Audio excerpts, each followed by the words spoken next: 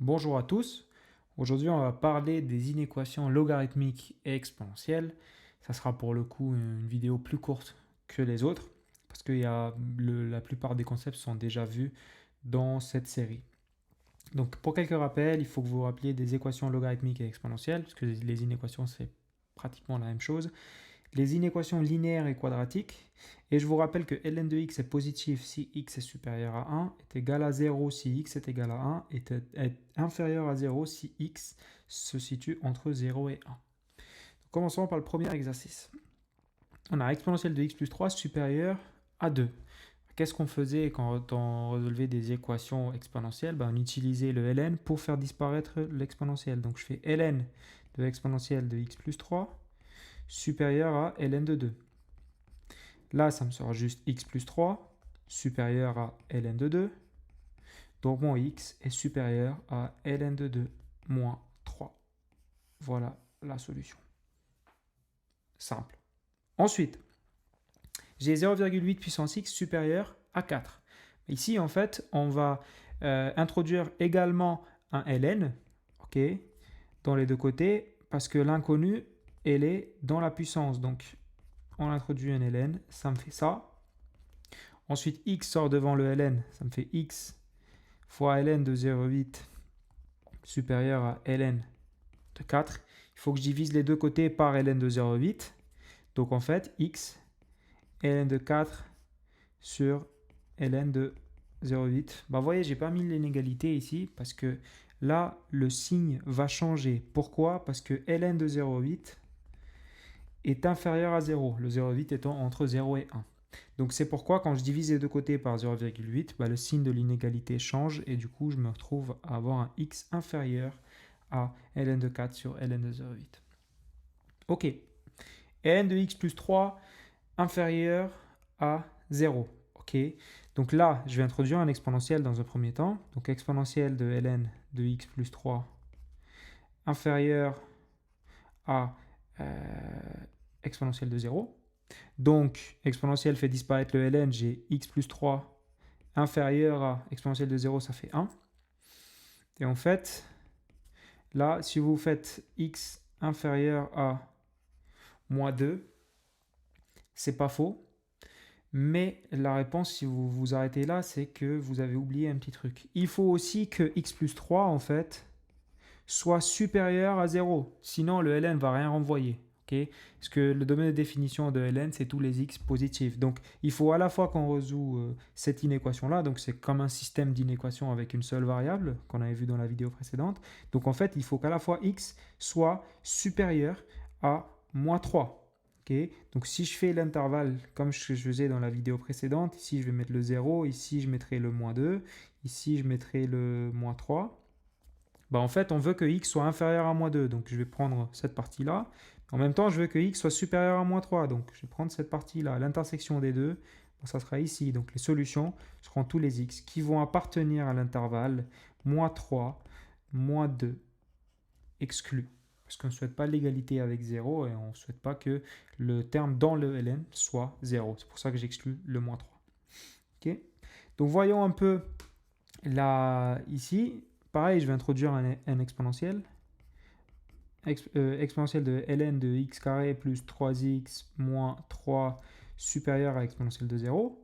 Autrement dit, en fait, x carré plus 3x moins 3 supérieur à 1. Ici, en fait, on n'a pas besoin de prendre en compte la condition du domaine de définition qui dit que x carré plus 3x moins 3 doit être supérieur à 0. Parce que si on trouve les x pour lesquels cette expression elle est supérieure à 1, on trouvera aussi les x pour lesquels cette expression sera supérieure à 0.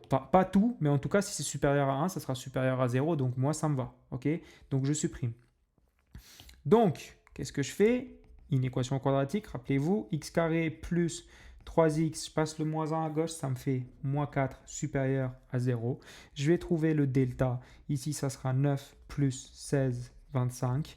Mon x1 sera moins 3, moins 5 divisé par 2, donc ça sera moins 4. Et mon x2, ça sera 1. Okay, je fais mon tableau de signes, je mets les x là. Ici, je vais mettre mon x carré plus 3x moins 4. Et là, je vais mettre moins infini, moins 4 1 plus infini. Ici, je sais que mon expression est égale à 0. Et entre les racines, c'est le signe inverse de a, donc moins, plus, plus. Moi, je ne veux pas l'égalité avec 0, donc l'intervalle d'intérêt pour moi, ça sera celui-ci et celui-là. Parce que n'oubliez pas, hein, je veux que x carré plus 3x moins 4 soit supérieur à 0. Donc en fait, les solutions seront tous les x qui vont appartenir à l'intervalle moins infini, moins 4, union 1 plus infini. J'exclus le moins 4 et 1 parce que je ne souhaite pas l'égalité avec 0. Ok? Passons au prochain. On a un log. Okay? Quand on ne met pas la base, c'est que la base ici, c'est 10.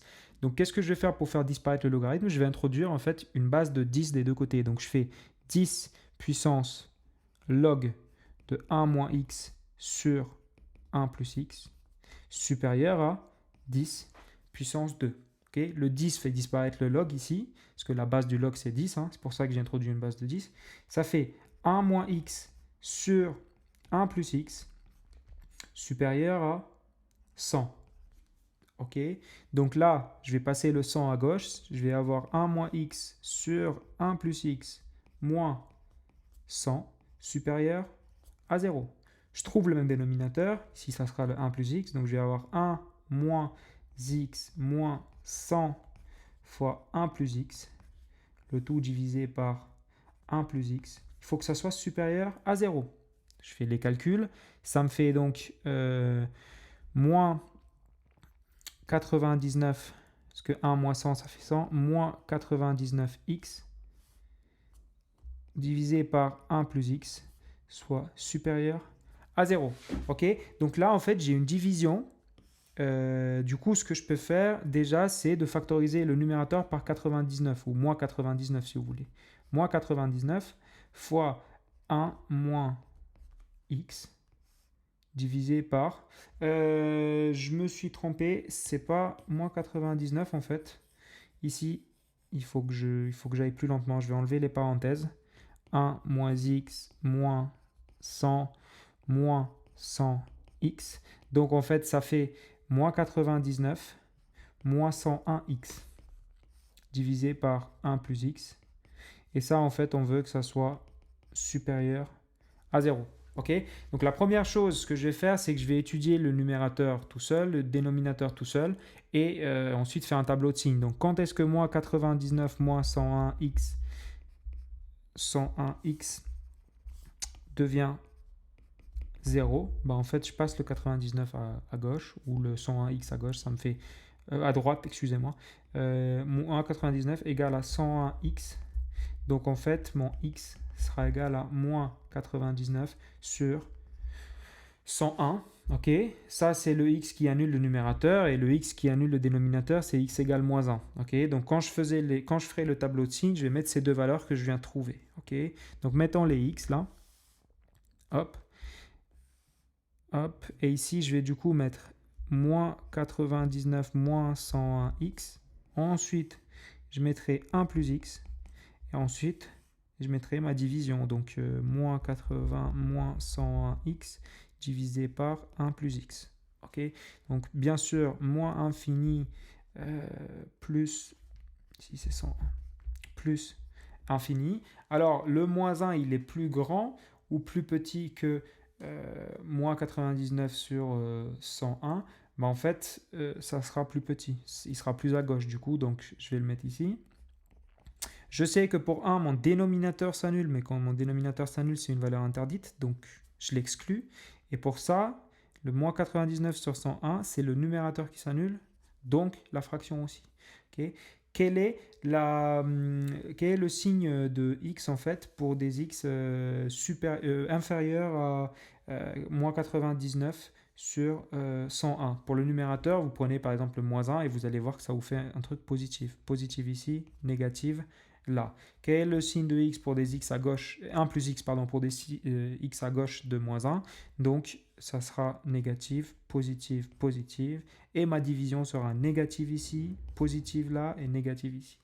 Moi, je veux que ma division, donc celle-ci, soit positive. Donc, l'intervalle que je vais prendre, en fait, ça sera x qui appartient à l'intervalle moins 1 moins 99 sur 101, exclus les deux, parce que moins 1 c'est une valeur interdite et je ne veux pas l'égalité avec 0, donc j'exclus le moins 99 sur 101. Ok. Et un dernier pour finir.